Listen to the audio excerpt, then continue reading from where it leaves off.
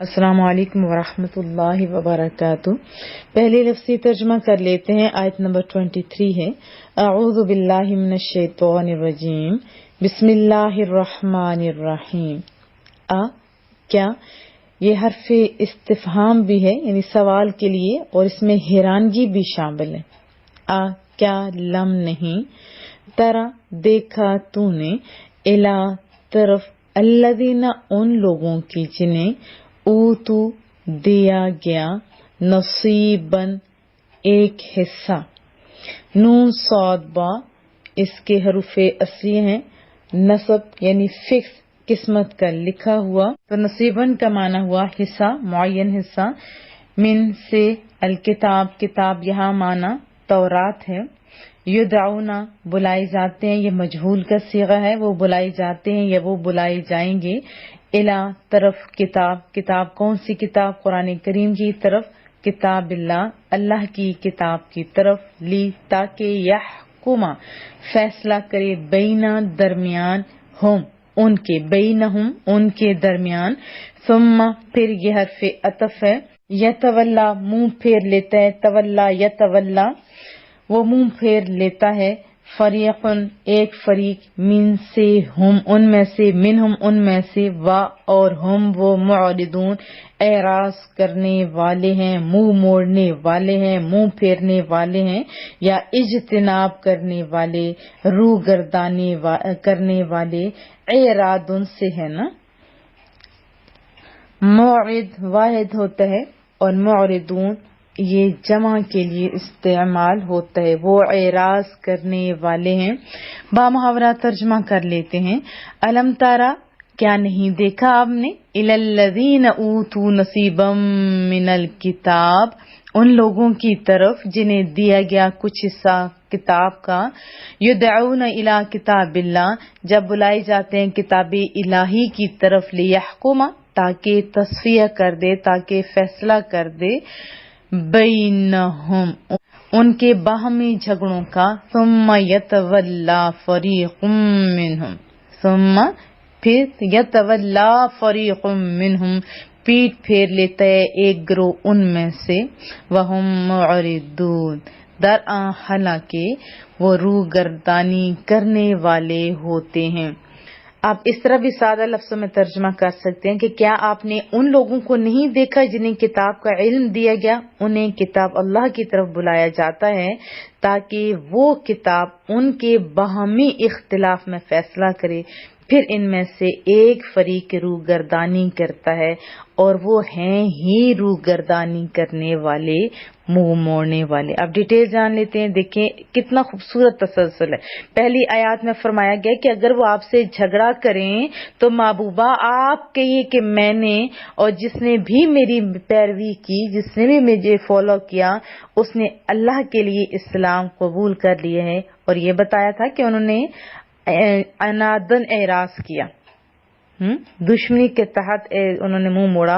تو اس آیت میں بتایا کہ ان کے عناد کی انتہا یہ ہے کہ انہیں ان کی آسمانی کتابوں کی طرف عمل کی دعوت دی جائے نا تو وہ اس سے بھی منہ موڑ لیتے، تو اس سے بھی منہ پھیر لیتے، اعراض کرنے شروع کر دیتے ہیں۔ امام جعفر محمد بن جریر طبری جو ہیں وہ اس آیت کے شان نزول میں اپنی سند کے ساتھ روایت کرتے ہیں، حضرت ابن عباس راوی ہیں، رسول اللہ صلی اللہ علیہ وسلم یہودیوں کے مدرسے میں گئے اور انہیں اللہ کی طرف دعوت دی، تو ان یہودیوں میں سے نعیم بن عمرو اور حارث بن زید نے آپ سے پوچھا ہے محمد صلی اللہ علیہ وسلم آپ بتائیے کس دین پر ہیں؟ تو آپ نے جواباً فرمایا کہ حضرت ابراہیم علیہ السلام کے دین اور ان کی ملت پر۔ تو انہوں نے کہا ابراہیم تو یہودی تھے، آپ نے فرمایا تورات لاؤ۔ پھر کیسا خوبصورت انداز تھا، تورات لاؤ، اس مسئلے میں وہ ہمارے اور تمہارے درمیان فیصل ہے، یعنی فیصلہ کرنے والی ہے۔ تو انہوں نے اس سے انکار کر دیا، تو تب یہ آیت کریمہ نازل ہوئی۔ تو اس آیت مبارکہ کا خلاصہ یہ ہوا کہ یہودیوں کو تورات دی گئی تھی اور اس کے علوم اور احکام بھی سکھائے گئے۔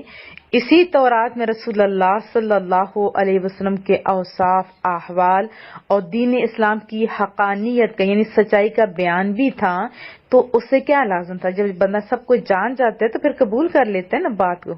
اب کیا لازم تھا کہ جب محبوب کریم صلی اللہ علیہ وسلم تشریف لائیں اور بنی اسرائیل کو قرآن کریم کی طرف دعوت دیں تو وہ نبی پاک صلی اللہ علیہ وسلم اور قرآن کریم پر ایمان لے آئیں۔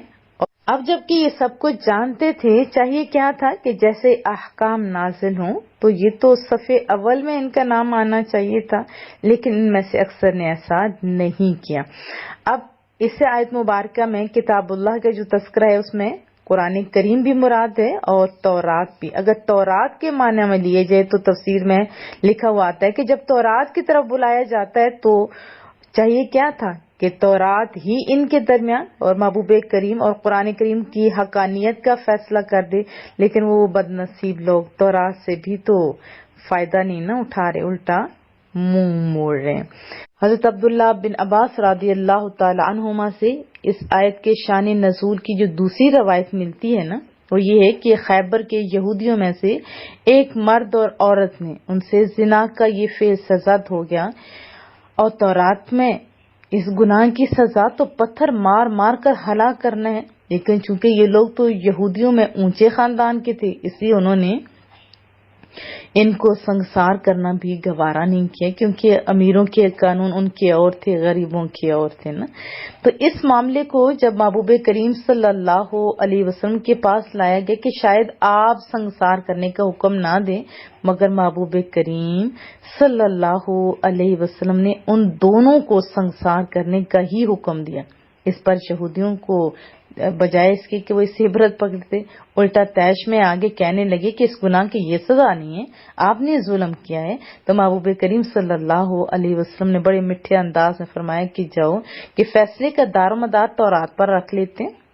انہوں نے کہا یہ انصاف کی بات ہے، جب تورات منگائی گئی تو یہودیوں کے بڑے عالم عبداللہ بن سوریہ نے تورات پڑھنی شروع کی۔ جب رجم کی آیت آئی نا جس میں سنسار کرنے کا حکم تھا تو عبداللہ بن سوریہ نے اس پر ہاتھ رکھ دیا، اس کو چھوڑ دیا۔ حضرت عبداللہ بن سلام رضی اللہ تعالی عنہ نے ان کا ہاتھ ہٹایا، آیت پڑھی۔ یہودی جو تھے ان کو اس حرکت پر اپنی ذلت اور رسوائی محسوس ہوئی، اور وہ یہودی مرد عورت جنہوں نے زنا کا جرم کیا تھا پھر رسول اللہ صلی اللہ علیہ وسلم کے فیصلہ کرنے سے یعنی حکم سے سنسار کیے گئے، تو پھر یہ آیت کریمہ نازل ہوئی۔ اس آیت کریمہ سے ہمیں کیا سبق ملا؟ کیونکہ قرآن کریم دوسروں کے قصے سنا کے اصل میں ہمارے لیے عبرت کا سامان کر رہا ہوتا ہے۔ ہمارے لیے یہ سبق ہے کہ جو حکم اللہ اور اس کے رسول دیں بس اسی پر عمل ہمیں کر لینا چاہیے۔ یہ نہیں کرنا چاہیے کہ جیسے مارکیٹ میں جاتے ہیں بڑے مالز کے اندر، وہاں پہ بہت ساری چیزیں پڑی ہوئی ہوتی ہیں اور ہم لوگ کیا کرتے ہیں، ایک ٹرالی لیتے ہیں، اس کے اندر اپنی مرضی کی چیزیں ڈالتے جاتے ہیں۔ ایسا ہی کرتے ہیں نا، دین کے ساتھ بھی یہی اگر حشر کریں گے تو پھر یہود و نصارہ جیسا ہمارا حال بھی ہو سکتا ہے۔ ہم اپنی مرضی سے جو دین میں چیز آتی ہے وہ ہم چوز کر لیتے ہیں، جو ہمیں آسان لگتی ہے، جو یہ ہماری مرضی کے خلاف آتی ہے ہم لوگ اس کو جھٹک دیتے ہیں۔ جیسے کہ پردے کا کہا جائے تو جو پردہ نہیں کرتے وہ عجیب و غریب جواز ڈھونڈنا شروع کر دیتے ہیں، اسی کے علاوہ اور بہت کچھ۔ تو میں آپ کو ضمناً یہ عرض کر دوں کہ فائدہ ہمارا کس میں ہے؟